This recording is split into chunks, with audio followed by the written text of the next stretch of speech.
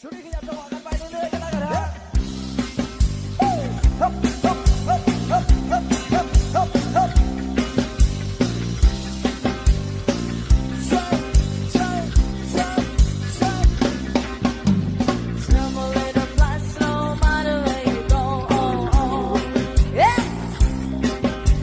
No matter where the flight storms, I'm going to go.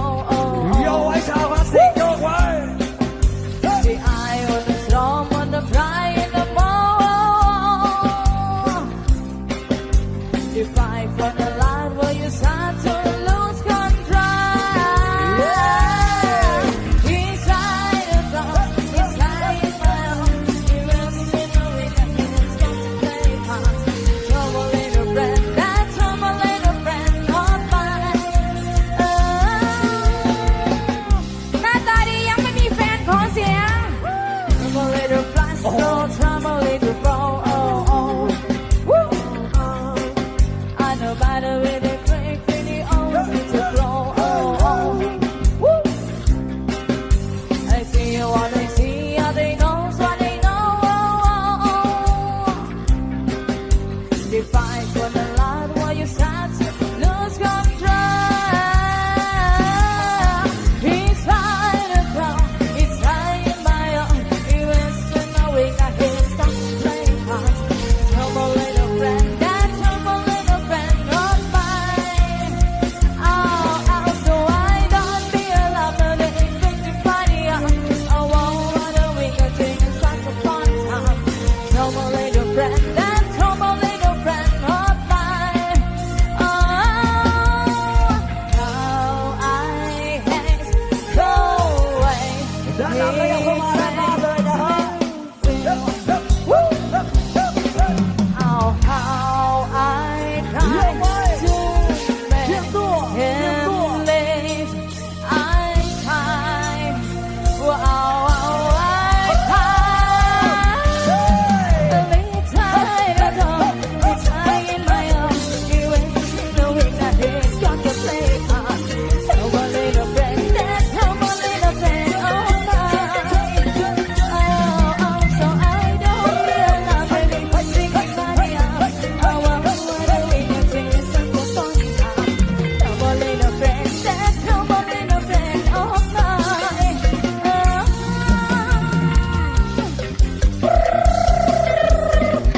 อันนี้เพลงสากลใช่ไหมคะ เพลงสากลสากลนคร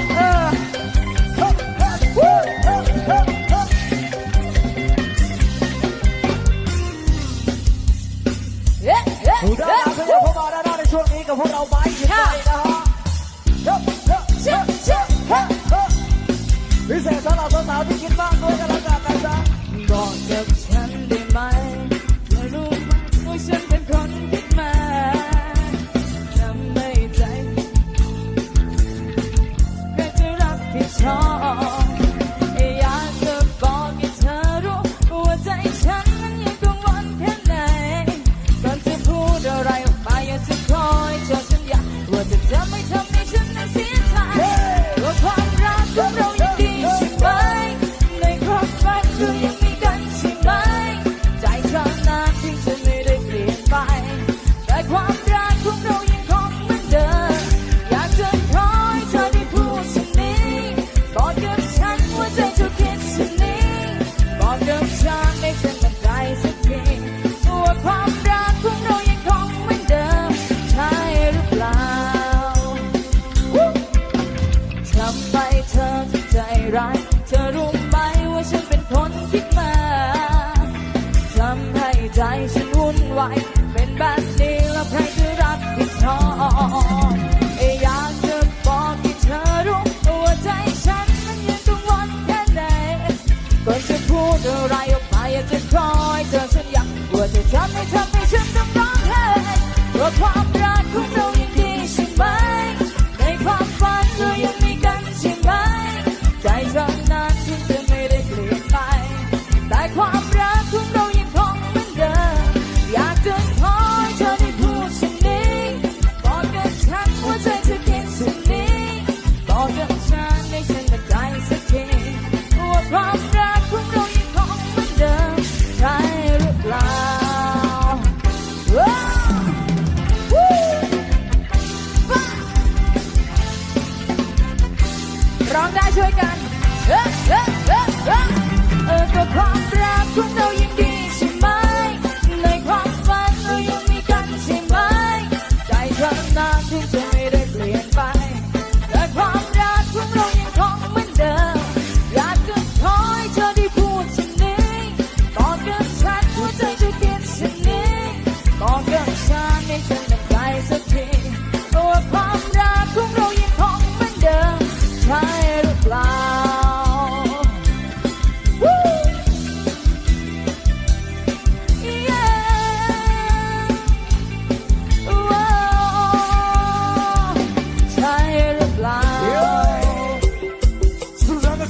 กันนิดนึงแล้วกันนะ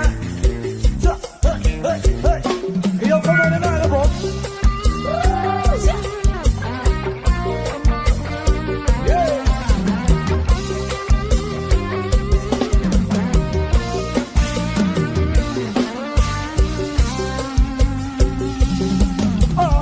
โอเคอาสาจ้ากลับมารู้เมื่อคนไทยสามชาติว่าใครจะเป็นชาติถูกแต่นี่ก็ตักสามวันใครจะร้ายกว่ากันไม่เท่าแล้วก็ใส่ไม่ตองยังเราไม่ได้พูดไม่ได้แข่งกันจะไม่ถูกใจเพราะเขาก็บอกว่ามีใจจะเป็นไรจะเป็นไร I like me โอ้ยโอ้ยจังหวะอย่างนี้ฉันเป็นยังไงอะ จังหวะฮิตฮิตฮิตจังหวะฮิตฮิต โอ้ยโอ้ยจังหวะอย่างนี้ฉันไม่เข้าใจอะ จังหวะฮิตฮิตฮิตจังหวะฮิตฮิต โอ้ยโอ้ยจะทำอย่างนี้จะทำยังไง ฮิตจังหวะฮิตฮิตฮิตจังหวะฮิตฮิต โอ้ยโอ้ยจะเอาอย่างนี้หรือเอา เอา อย่าง ดิ นั้น เราจะทิ้งเอาไม่ยอมไปโซนที่นี่ก็ยับจังหวะจะมาทำโซนที่ที่ยังไม่สนเลยไม่กันฮิตอิสต์จ้าเอาด้วยสามพ้นมือมันจะกันที่เจนี่ก็จะดูวินเจ้าหมายไฟสายกันอย่างกระดิ่งที่จะเพื่อเราได้จะฟังคาราบาวหรือไม่ฮิตทิ้งจังหวะไม่ดีจังหวะที่พบผู้ชีวิตจังหวะที่คนไทยกรีดต้องโจซีเพื่อเกิดบ้านปีสาวชาติขึ้นฝั่งขยับแล้วก็ยกทุกทีเอาลงมันก็รู้ดีโบขึ้นแสบก็รู้ดีเอาเก็บก็ไว้ให้ดีๆหลับตาเบื่อใจก่อนสาวจ้า วันเดนซีฉันไหนเธอ everybody อยากจะทิ้งทำไมต้องแพ้อะไร เราไม่ต้องเทรับแพ้อะไร ซีสักใจสักวันจะดิ้นออกมามันกันแบบไทย เอาเฮ้อาสาวจ้าทำมารู้ไม่ว่าคนไทยทำจ้ากว่าใครจะทำจ้าถูกแต่เนี่ยก็ทำจ้าบ้านใครจะร้ายกว่ากันเข้าแล้วก็ใส่ไม่ตกแล้วไม่ต้องกลัวไม่ต้องแคร์กันจะไม่ถูกใจเราทำมันก็บอกว่ามีใจไม่ต้องลายอะไรพี่ โอ้ยโอ้ยจังหวะอย่างนี้ฉันเป็นยังไง ฮิ อะ ตจังหวะฮิตฮิตฮิตจังหวะฮิตฮิต โอ้ยโอ้ยจังหวะอย่างนี้ฉันไม่เข้าใจ ฮิต อะ จังหวะฮิตฮิตจังหวะฮิตฮิต โอ้ยโอ้ยจะทำอย่างนี้จะทำยังไง ฮิตจังหวะฮิตฮิตฮิตจังหวะฮิตฮิต โอ้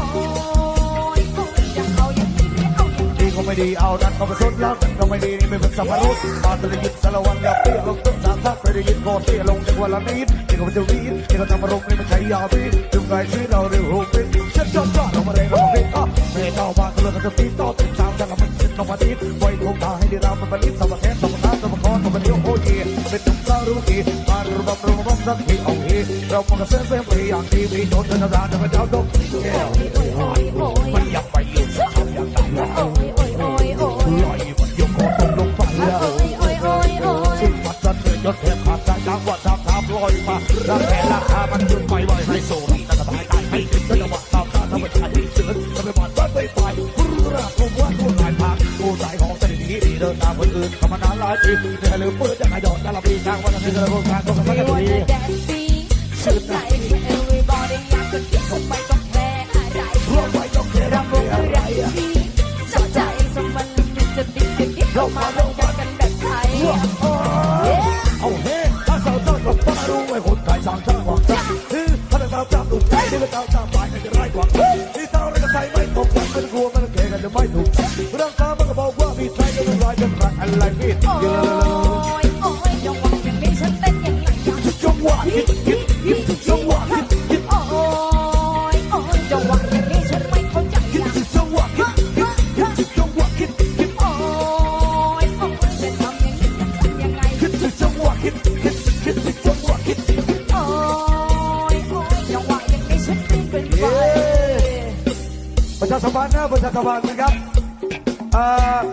ทีมงานคนป่าเถื่อนอยู่นะทีมงานคนป่าเถื่อนส่งเสียงหน่อยเร็วดูแลประธานของท่านด้วยนะฮะตอนนี้สภาพจำไม่ไหวแล้วนะทีมงานคนป่าเถื่อนสุดเสียงกันยาวๆกับไปกี่ไปเฮ้ย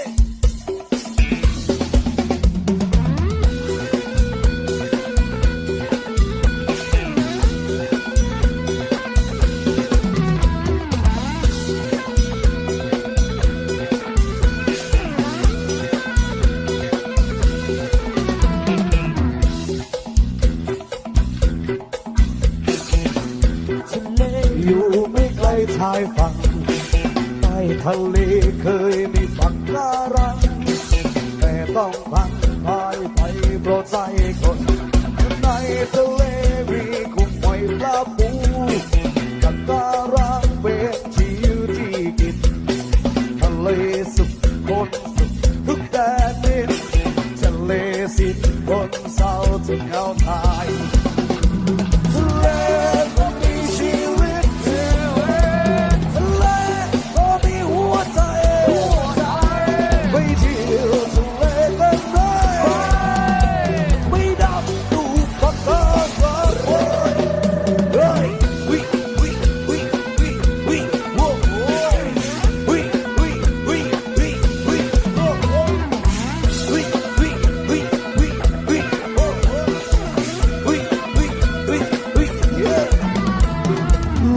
ทะเลพัดความเศร้ามาเยือนพอยามเดือนว่าทะเลจะวิกฤตใต้ทะเลต้องลบตายหลายชีวิตเพราะคนผิดโกงทำลายเนี่ยชายฝั่งทำทะเลให้คงเป็นทะเลเดิมทะเลด้วยแนวรั้วปะการังโลกทะเลจะได้ดูไม่น่าสังโลกมนุษย์ก็จะยังคงน่าอยู่เลยทะเลต้องมีชีวิตหัวใจไม่เที่ยวทะเลกันไหมไม่นั่งดูปะการัง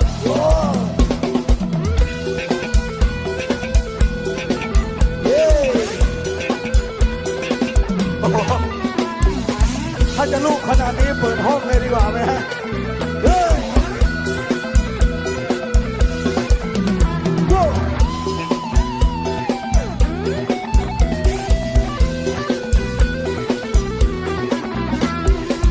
เย้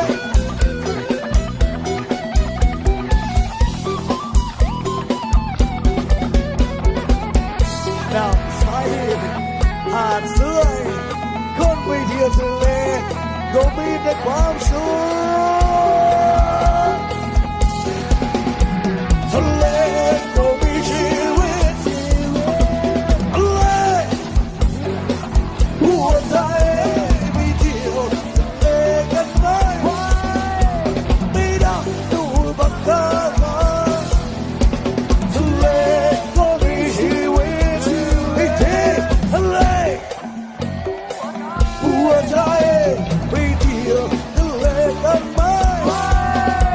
ไม่ดับดูปะการังสุดยอดนะขอบคุณมากครับผมเฮ้เฮ้เฮ้เฮ้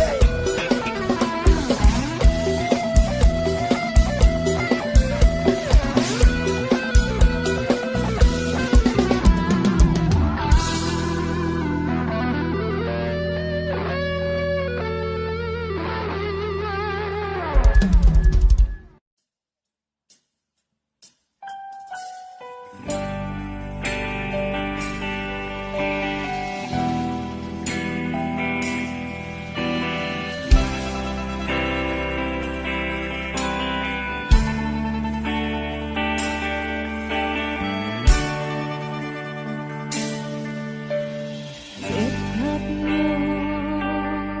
แต่เขาบอกว่าสิเฮ็ดจังใดแต่เจ้าของหักพันจนเบิดหัวใจคงเฮ็ดได้แค่เอาใจสอนเรื่องเฮานั้นเขาสิเก็บให้ลึกสุดใจสิเจอสิจำบ่สิยังเอาไว้บ่ให้ลบให้เลือนจากใจให้เจ้าของโชคดีบ่เป็นหยังเขาเข้าใจไปโลดไปบ่ต้องห่วงยังหลายก็เป็นบาปวงคงบ่โหดตายดอกดี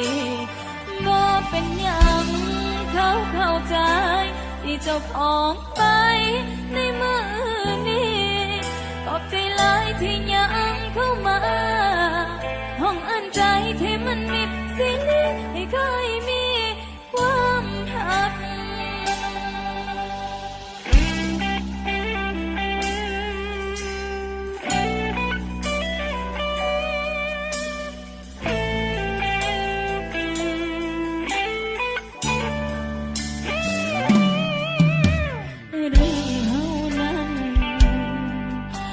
สิเก็บให้ลึกสุดใจสิจื้อสิจำก็สิยังเอาไว้บ่ให้ลบให้เลือนจากใจให้เจ้าของโชคดีบ่เป็นหยังเขาเข้าใจไปโลดไปบ่ต้องห่วงยังหลายก็เป็นบาปวงคงบ่ฮอดตายดอกดีบ่เป็นหยังเขาเข้าใจที่เจ้าของไป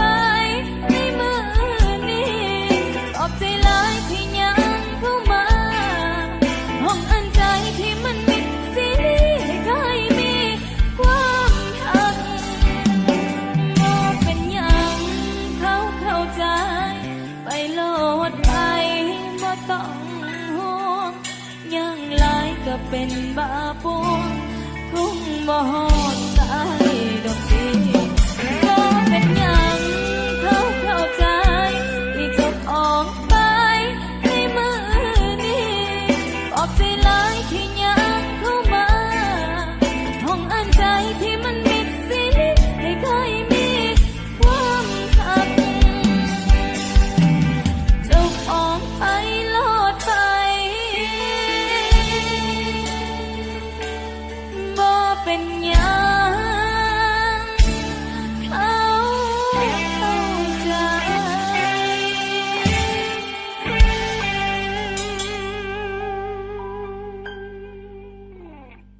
กระจกแท้ สำหรับท่านที่ยังอยู่ข้างนอกก็เชิญเข้ามาหน้าเวทีได้เลยนะฮะ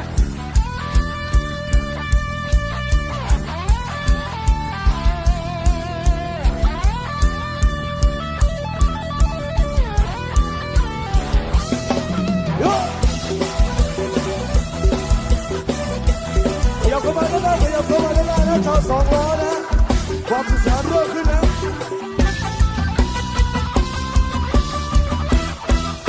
พี่ขอผู้รีบวกครับขอบคุณครับทำไมใจดีอย่างนี้มีว่าปิกหาสักโอ้ยิ่งดีโทษนะพี่ยืมไปเช็คนับแน่ทำมีบุหรี่ไม่มีไปเช็คโอ้แย่กระจกแท้ทำไมพี่กระจกแท้กระจกแท้กระจกแท้กระจกแท้กระจกแท้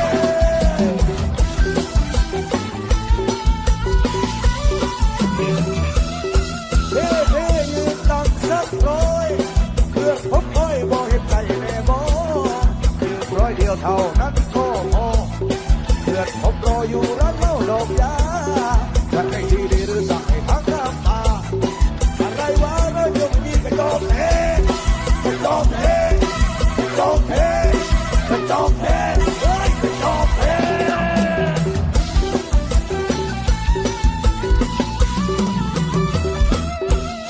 เจ๊ขอเสียบเหล่าเนจ้านะเจ๊นะเล็กขวดเดียวได้ไหมที่นี่เต่าก็ลุกบัญชีผมไปบอกเมื่อไรจะจ่ายให้ทันทีก็บอกว่าสิ่งไม่ได้มาขอกินฟรีแต่เราแค่นี้ให้ซึ่งไม่ได้ก็โอเคก็โอเคก็โอเคก็โอเคก็โอเค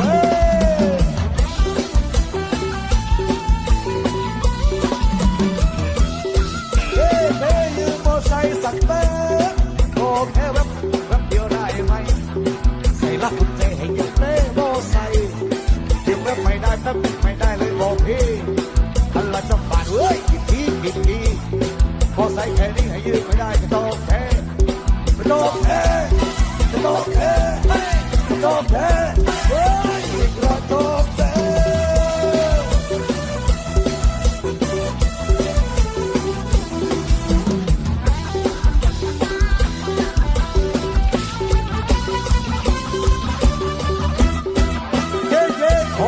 เราเนี่ยจ้ะเนี่ยเจ๊เนี่ยเจ๊รักเดียวได้ไหม เฮ้ยมาขอกัน ไอ้ ดี นี่ก็หงกันลุกบัญชีผมไปเอาเมื่อไรจะจ่ายให้ทันที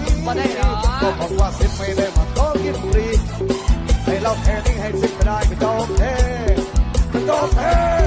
ก็จบเท่ก็จบเท่เฮ้ยก็จบเท่โอ้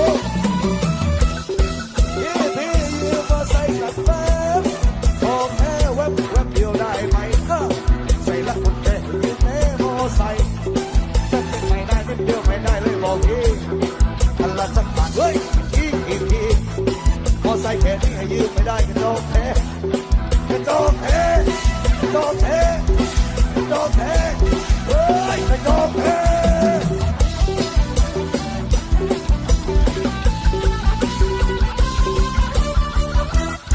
กระโดดเฮ้เย้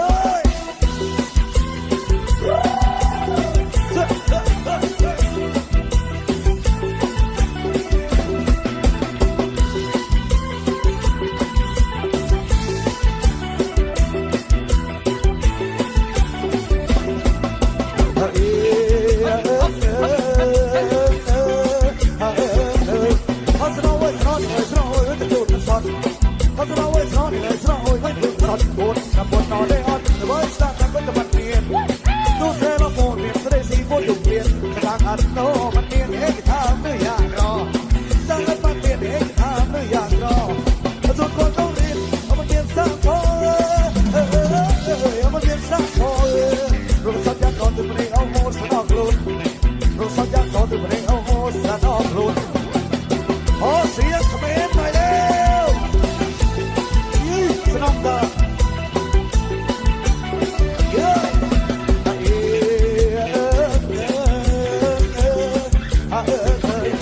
ถ้ามาดูมันทำเป็นรถโม่เราไม่ได้คนงานถ้ามาดูมันทำเป็นรถโม่เราไม่ได้คนงานอัธารณาจะเงาตัวบ้านในบ้านคุณประมาณรถตะเกียบบุญจะจะบอกว่าสร้างเลยโยกคอยว่าบุญคุณอาเบอร์สร้างทางต่อแกโม่บุญไปไว้โจเรียนมันจะพังสลามันสร้างเรียนบุญไปเลยโจเรียนมันจะพังสลามันต้องพังโม่มันจะบอกว่าเส้นมันจะบอกว่าเส้นมันสร้างนี่ก็เป็นเงินคนรู้ได้กรอยมันต้องเป็นเงินคนรู้ว่าได้กรอยเฮ้ยเฮ้ยเฮ้ยเฮ้ย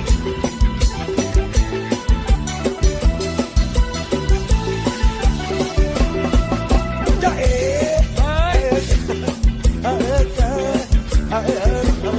ต้องมาเรียนตามโต๊ะขอแกตามโปรว่าจะเลิกรถ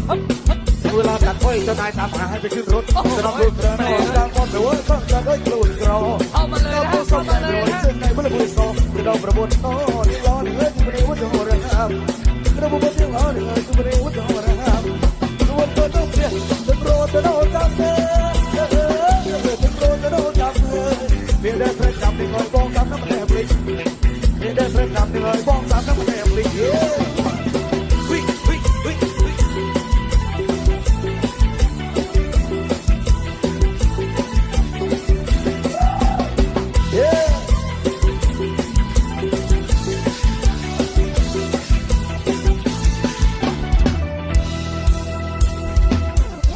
ช่วงนี้โยกกันไปเรื่อยๆนะครับอยู่กับพวกเราไปเก็บไฟนะครับลูกหลานชาวจังหวัดบุรีรัมย์ของเรานี่เองนะฮะวันนี้ดีใจมากที่ได้มาเล่นที่บ้านตัวเองนะครับผมรู้สึกดีใจมากๆนะครับสวัสดีท่านที่เพิ่งเข้ามาด้วยนะครับขยับเข้ามาด้านหน้าไม่ต้องเขินไม่ต้องอายนะครับมีแต่คนบ้านเราทั้งนั้นมีแต่ชาวสองล้อทั้งนั้นนะครับสวัสดีท่านที่มาจากต่างจังหวัดด้วยแล้วกันนะที่นี่สุสานยาวๆนะครับค่ำคืนนี้ไม่สว่างเราไม่เลิกฮะหรออย่าไปกับไม้ขีดไฟ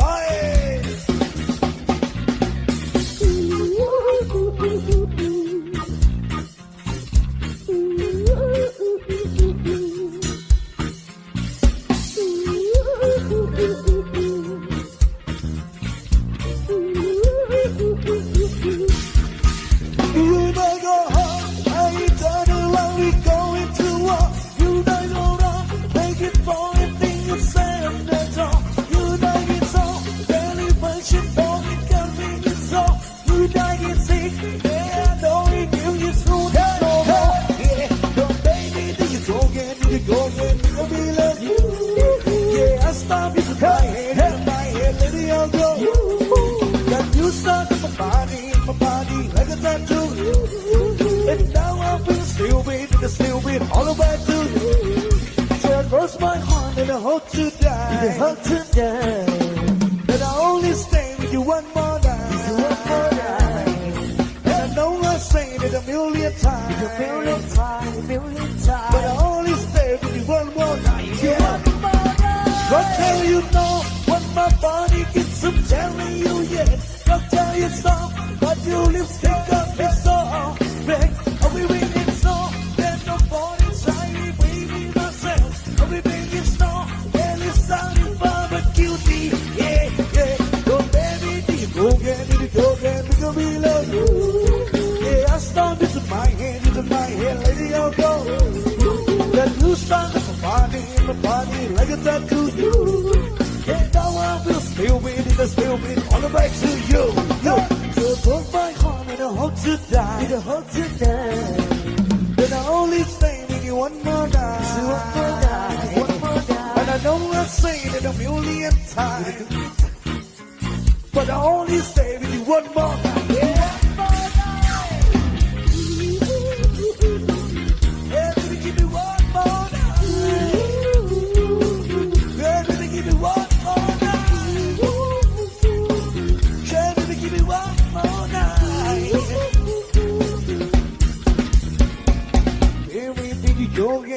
Don't get me to be love you. Yes, I'm in my head, but you'll go cool. You start with my body and my body like it's meant to you. Yeah, yeah, yeah, yeah, yeah.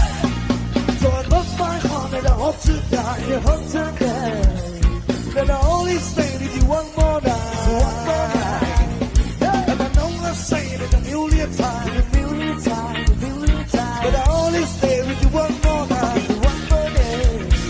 So I close my heart and I hope to die, I hope to die. And I know I say it for one more night, one more night, one more night. And I know I say it a million times, a million times. But I only stay with you one more night. Yeah, can you give me one more night? Yeah.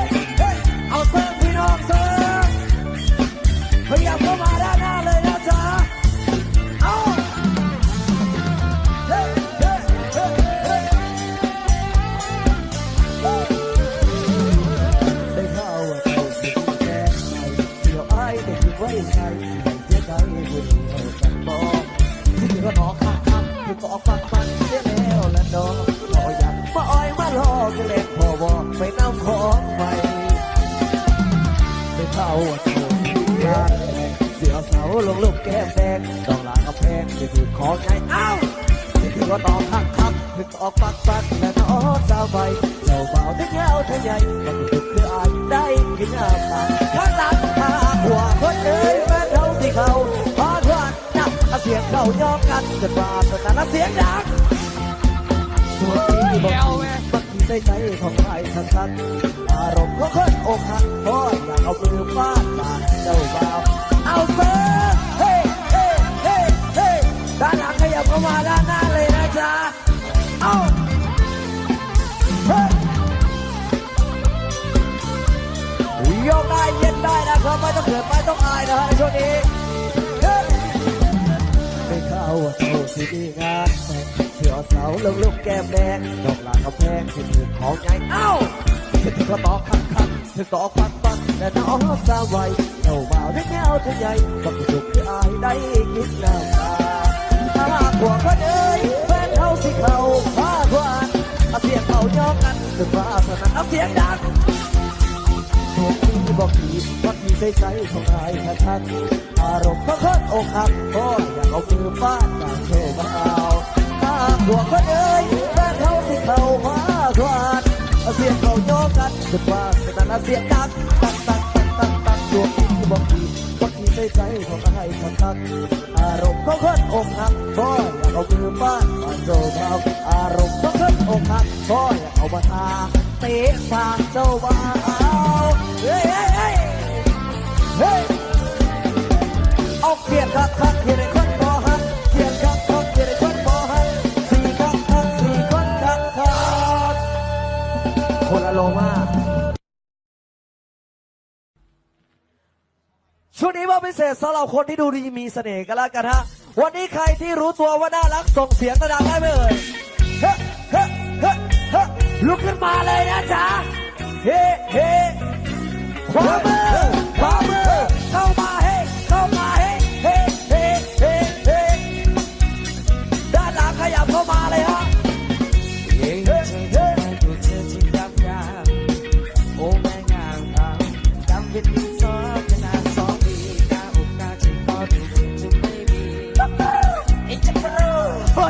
บอกเกาหลีก็ว่าเลิกเราตอนแขนคือเธอตัวใหญ่ผู้หญิงอะไรก็โดใครทำให้เธอโมโหต้องขอตายสายมือเข้ามาต้องการเท่าไรราชาอีรู้ไว้เพียงพวกเธอเอาเธอมาแยกมองกันละทีไม่เป็นจุดนี้อะไรสวยเลยด้านหลังขยับเข้ามาเด้อโซจ้าพร้อมกันพอดูรวมกันแล้วมีเสน่ห์เหลือเกินไม่ต้องมาเคินฉันพูดจริงๆดูมีเสน่ห์มากมายเธอ ก็เธอน่ารักไปไหนอยากจะได้แอบอิงดูก็ยิ่งมีเสน่ห์สายมือเข้ามาสายมือเข้ามาเฮ้เฮ้เฮ้เฮ้เธอที่ฉันปากเสียเสมอมารู้ไว้เธอนาเพียงเรียกร้องให้เธอสนใจก็ไม่รู้จะเริ่มที่โดยคำพูดใดที่ล้อเลียนไปจริงๆแล้วมันคลั่งไว้เธอน่ารักตอนเธอพูดจาลึกซึ้งเธอเป็นเรื่องใจเธอมองอะไรด้วยความอ่อนโยนไม่สมบูรณ์แต่สมอันนี้ท่าอะไรเนี่ยท่าโง่รู้ไหมใจฉันดวงนี้มันสับสนหลงไหลเธอจนหมดใจแล้วคนโสดจ๋าช่วยกันร้องดังๆนะจ๊ะพอดูรวมๆกันแล้วมีเสน่ห์เหลือเกินไม่ต้องมาเกินฉันไม่ได้พูดความจริงดูมีเสน่ห์มากมายเกิดฉันน่ารักไปไหนอยากจะได้แอบอิงยิ่งดูก็ยิ่งมีเสน่ห์อันนี้แรปไหนเร็วเอาเสิร์ฟพี่น้องเสิร์ฟมันทำไมดำแล้วทำไมแบกทำไมแขนใหญ่คนอะไรขาโตแล้วมันทำไมดำทำไมแบกทำไมแขนใหญ่คนอะไรขาโตมันทำไมดำทำไมแบกทำไมแขนใหญ่คนอะไรขาโตมันทำไมคนละทำไมพอดูรวมกันแล้วมีเสน่ห์เหลือเกินไม่ต้องมาเขินฉันพูดจริงๆดูมีเสน่ห์มากมายแต่เธอน่ารักไปไหนอยากจะได้แอบอิงดูก็ยิ่งมีเสน่ห์ไม่ต้องมาเขินฉันพูดจริงๆดูมีเสน่ห์มากมายแต่เธอน่ารักไปไหนอยากจะได้แอบอิงดูยิ่งมีเสน่ห์อยากจะบอกว่าแพ้ทางหนุ่มๆสาวบุรีรัมย์ทุกคนเลยฮะด้านหลังขยับเข้ามาใกล้ๆเลยโอ้โหเข้ามาทำให้เธอต้องยิ้มทุกทีที่เดินสวนกันทำให้เธอต้องหวานทุกคำที่เอ่ยว่าช้าทำให้เธอต้องซึ้งเวลาที่ฉันมองตาฉันจะบ้าอยู่แล้วเมื่อเธอมีเวทมนต์ทำให้ใจฉันอ่อนรู้ไหมเธอว่าใครเดือดร้อนเพราะกันก็ฉันแพ้เธอคนอย่างเธอ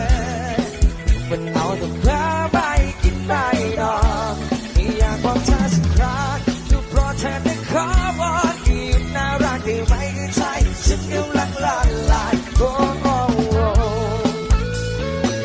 คนโสดจ๋าอยู่ไหนส่งเสียงดังๆหนึ่งทีหน่อยลูกคนหน้าตาอย่างฉันนั้นมันต้องเจียมหัวใจเก็บไว้นานเอาไว้แม้ใจจะสั่นเรารู้ไม่อยากจะให้น้ำไฟดูมาว่าสั่นตัวก็ไม่กล้าแอบออกไปเมื่อมันจะมีเวทมนต์ทั้งในใจฉันอ่อนรู้ไหมเธอว่าใครเดือดร้อนเพราะกันก็ฉันแพ้เธอคนอย่างเธอมันเอาแต่เพ้อไม่กินไม่นอนก็อยากบอกเธอสักครั้งก็เพราะเธอนั้นขอวอนหยุดน่ารักได้ไหมก็ใช่ฉันกำลังละลายโอ้โอ้วันนี้มีใครรู้ตัวว่าตัวเองน่ารักไหมครับส่งเสียงดังๆหนึ่งทีหน่อยแล้วคนน่ารักจ๋าไม่น่ารักเหรอท่อนต่อไปช่วยร้องดังๆนะจ๊ะพร้อมๆกันก็เอาไงกันดีเลยกับหัวใจก็เอาไงกันดีเลยกับความรักเธอทำไม่ใช่มันตะกี้นักพาแต่พูดตรงๆก็ใจมันตะโกนว่ามันชอบเธอพอเธอจริงๆนี่ดีก็ให้ทำยังไงใช่มันถึงลงรักเธอจริงๆฉันถ้าคนอย่างเธอมันเอาแต่เพ้อ